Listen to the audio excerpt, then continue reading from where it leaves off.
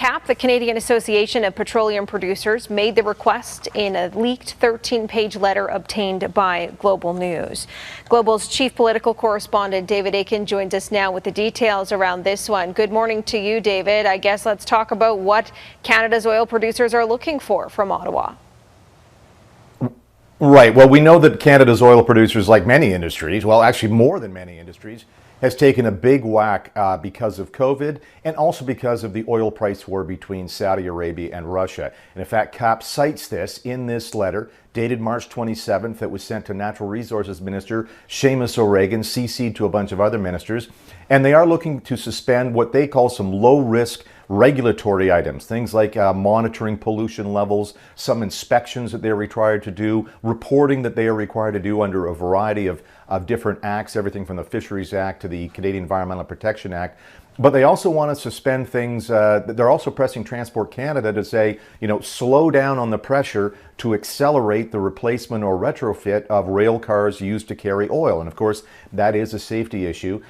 So the variety of asks, 30 of them, is what CAP has made to the federal government. Federal government right now, just all they're saying is oil and gas sector is very important to us. They're really not committing one way or the other to any of these. Environmental groups, on the other hand, are looking at this and saying, wait a minute, the oil industry has really not proved that some of these things are COVID related. They're basically asking for things they've been asking forever to get out from under a variety of regulatory oversight issues that they've never liked. And they're trying to use COVID-19 as an excuse not to do some things that they've long complained about. With this letter coming out, do you expect any fallout from this on either side, any side?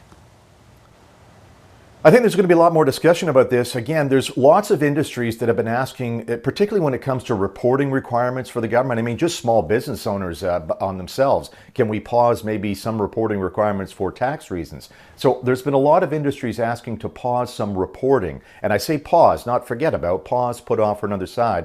So we'll see where the federal government goes. There seems to be some things in there, that, again, CAP calls them low risk sort of regulatory requirements. To the extent the government agrees that they are low risk or something that can be put off for several months, perhaps there'll be some relief there. But Prime Minister Justin Trudeau has been asked, for example, about pausing the recent April 1st carbon tax increase, and he has said not going to do that, going to continue with the federal government's plans to reduce greenhouse gas emissions. And of course, that is something that certainly people in Alberta, the Premier for one thing, Premier in Saskatchewan as well, Scott Moe, have said it's the wrong time to be focusing on fighting climate change. Prime Minister Trudeau disagrees on that particular point. I know the Prime Minister met with the country's premiers last night. How did that go? Anything come out of there? Lots to talk about, I imagine. Not really any big. There was lots to talk about, but not really any big headline. One thing the premiers did say is that they are a little bit concerned that the federal government is announcing programs or initiatives that will require provincial help, and really the provinces aren't being sort of kept in the loop. So they want to improve lines of communication there. And one of the big things that was announced yesterday that will require provincial help is a new program for small business to help give them some commercial rent relief. The Prime Minister yesterday announcing that this program, the feds would pay for it essentially, and it would mean that businesses could get some rent relief for April, May, and June. But because the rent relationship between landlord and tenant is governed by the provinces, it is going to require some provincial help. So there was some discussion about that. We'll wait to see details rolling out on that one. And the other big issue that the premiers all discussed, not such a big issue in Alberta, but definitely a big issue in Ontario and Quebec, is how to better protect seniors in long-term care facilities. The Ontario Premier Doug Ford said it is a wildfire right now. That's his phrase.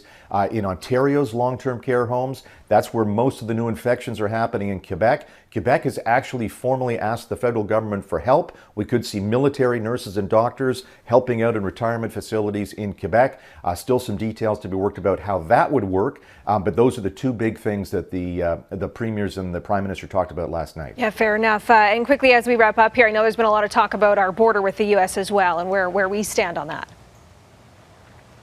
That's right. So President Trump earlier this week sort of musing that the Canada-U.S. border would be, quote, one of the first where restrictions could be eased. Canada right now very cool to this idea. Prime Minister Trudeau said, quote, a significant amount of time, again his phrase, before Canada-U.S. border restrictions would be eased. And Ontario's Premier Doug Ford, he's even more blunt. He said flat out, I don't want them here. I don't want any Americans coming in. Ontario's got enough of its own problems. And of course, we just tightened the border this week. Anybody coming across the border, any Canadian coming in, has to have a written plan now for how you're going to quarantine for 14 days. And if you don't have that plan, you'll be put up in a hotel for 14 days at the federal government's expense. David Akin in Ottawa today. Thanks for the update. Governor Whitmer of Michigan, thank you for joining us this morning. I want to begin with your reaction to the White House guidelines we saw last night. How do you intend to use them? Well, I think for the most part, they are commensurate with, what we're all thinking, of that this has got to be coming in stages, that testing is really important. I would say one of the shortcomings of the guidelines, though, is that one of their gating requirements is that there's testing for high-risk healthcare workers. We have to have a heck of a lot more robust testing than just high-risk healthcare workers. Absolutely, they should be tested, but we should be able to administer a test to anyone who has symptoms, ideally to people who've been around people who have symptoms, and in the best case scenario, just doing them broadly so that we really get a handle on where COVID-19 is and where the threats are. That's, I think, one of the shortcomings of the guidelines, and that's precisely why we governors have banded together, both sides of the aisle, to say we're going to be looking at metrics, we're going to be sharing best practices, we are going to be having an open dialogue because COVID-19 doesn't respect state line, it doesn't respect party line, and we're all in this together. One of the governors you're working with in that Midwest Compact is, of course, Governor Mike DeWine of Ohio. He said that in their state, they expect to begin relaxing some of the restrictions on May 1st. Do you believe you'll be able to do that as well in Michigan? Well, here in Michigan, we've had to be really aggressive. We've got the third highest death rate in the country right now. We are not the third highest state. We have a unique crisis that is playing out here, and we need a unique solution. And so banding together is a good thing because we're going to work regionally, and we're going to share intelligence, and we're going to make informed decisions. But it doesn't mean that each of us is going to take the exact same steps.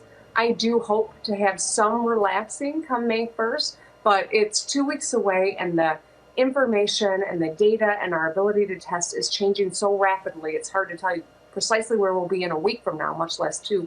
But we are looking very carefully at making sure that each decision we make is supported by the science, by the facts, and is in the best interest of the health of the people, because that's ultimately what matters to our ability to ramp up our economy again and avoid a second wave, which would be devastating.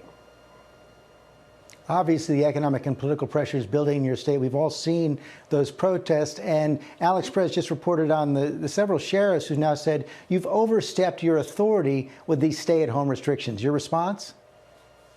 Well, 4 sheriffs out of 83 sheriffs making a point, that's fine. You know what, I can take it. If it makes people feel better to take their frustrations out on me, that's fine. All I ask is let's not get overly political here. Let's focus on the public health. I'm the governor for almost 10 million people.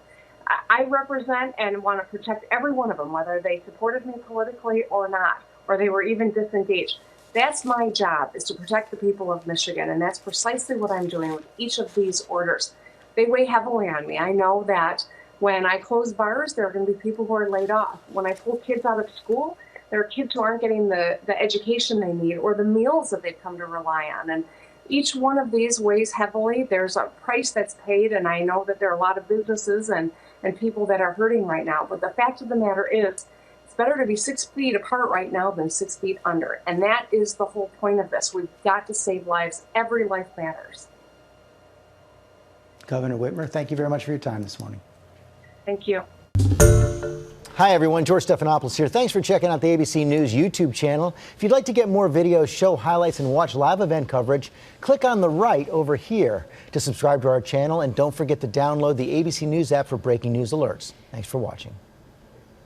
And more Americans are protesting stay-at-home orders. And now even some business owners are defying the government, promising to reopen as early as today. Here's ABC's Kimberly Brooks with those details. This morning, workers across the country pushing back. We want to go back to work.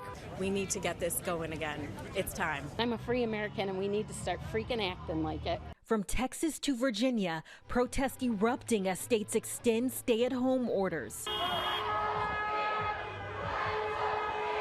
In Minnesota, people taking to the streets, in cars and on foot, toting signs like, "You can't quarantine the Constitution," and "All jobs are essential." And in Michigan, local law enforcement is now joining the resistance, with at least 4 sheriff's departments saying they will no longer enforce the governor's stay-at-home order. Writing, "While we understand her desire to protect the public, we question some restrictions that she has imposed as overstepping her executive authority." Meanwhile, some store owners say they plan to get back to business no matter what. I'm fully aware of the risks that I'm taking.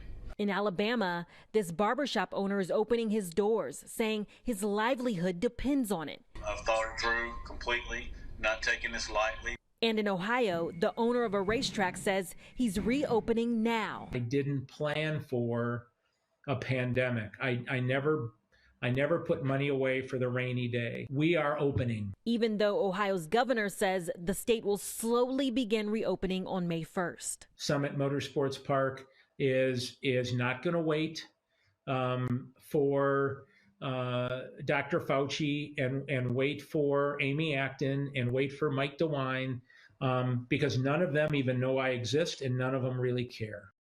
Guys, and now one Ohio business owner is actually suing the state's health department, claiming businesses were never given a way to challenge whether or not they were essential and allowed to stay open. Kenneth, Mona?